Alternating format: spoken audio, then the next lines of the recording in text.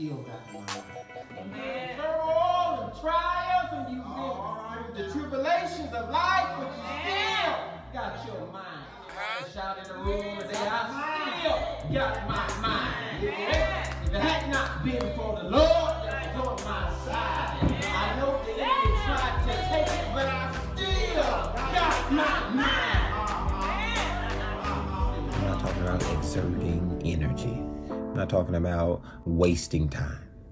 I'm talking about depleting everything inside of you to make sure that you help somebody become full, who you know is no good, who you know will leave, who you know is going to cheat, who you know at the available chance that they get, that they kill you and blame you, as is in the self-defense of them that they had to slay you. Daniel says, I need strength, but all I have is a vision that brings me sorrow.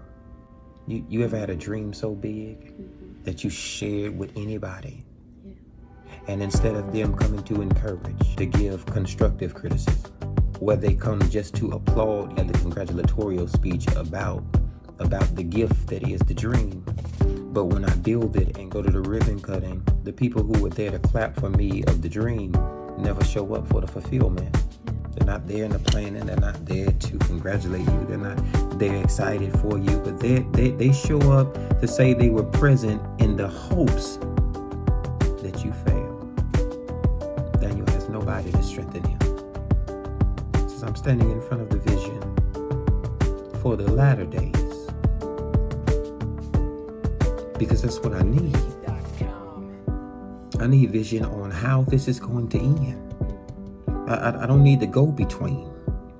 I don't need so many synopsis of the minute details of the story. I need the blueprint plan. Show me how it ends. He said, I don't want just many interpretations. I want to know from God, what is the latter vision? And it says that he's speaking, but becoming weaker. Ever talked yourself into stuff that you know you should have left long before you even opened your mouth? You ever planned to leave right after, but you end up staying longer than what you expected?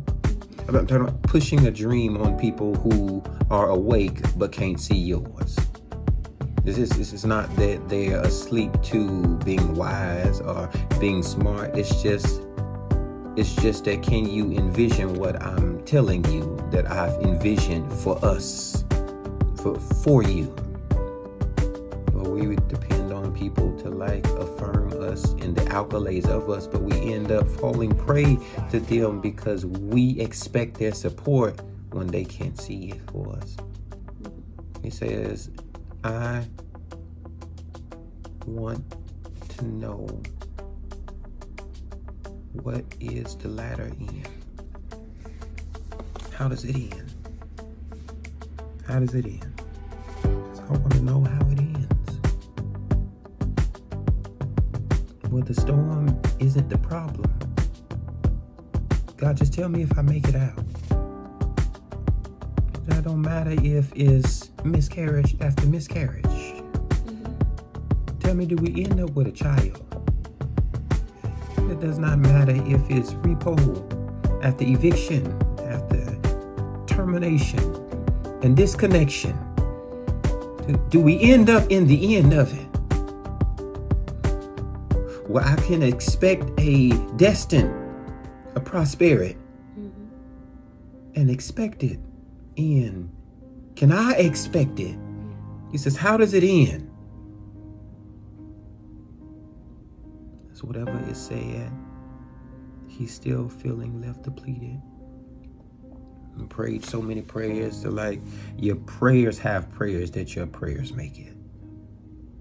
You done sang so many songs to you know the entire hymn, no front and back, and it seems to do no kind of help. And it says that he reached out and touched him yet again. And sometimes you have to move yourself into a better position of questioning your circumstances, of why you just accept being right here. He says, I'm not happy here. And so I'll petition the one who created everything and would not influence, but allowed me to come here. Daniel has to realize that everything that I see in front of me is because the God who created me loved me enough to let me, allow me, build me, mold me, and not influence me, but I ended up coming here.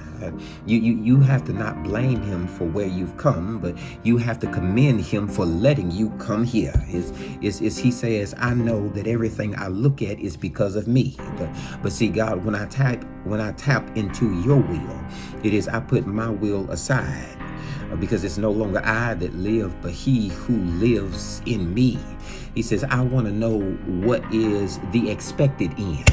I know what many people say your end is going to be, but I need to know at the final decision, if I go with God, where do I end up? Do I end up in the grace, or do I end up on the side? I need to end up going where God sees me in the latter end. I know you're weighed between the ending of a thing or the many options in a thing. And he says, I stand before looking for the latter, but I've become suppressed to staying here accepting many. Know that when you find the right one, there won't be many of the options attached to it.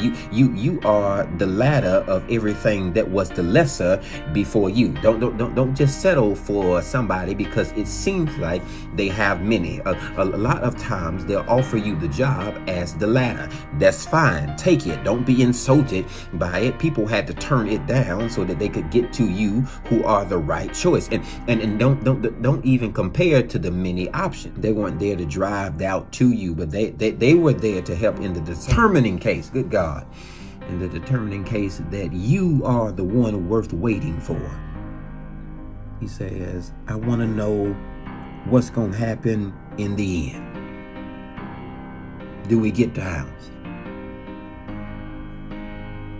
Or do we trade from the Kia to the Rose? I need to know, are we always renting? Having relations? Can't hear nobody. Or how are we moving, God, to marriage and mortgage? I need to know, are we just friends with friendafits? I can't hear nobody. Do we move to husband and wife with twins in it? I'm trying to find out, do I buy the building? Do I forfeit and go homeless? I'm trying to find out, God, do I just tell people about the Rolex that I want? Do I finally see myself telling myself that I'm going to bless somebody else with timepieces? Are we selective about my future based off of what I'm able to see that stands in front of me, that is the vision of many? Or am I waiting on God for the interpretation for the latter? He says, I'll wait on him. And somewhere you have to remind yourself to wait on God.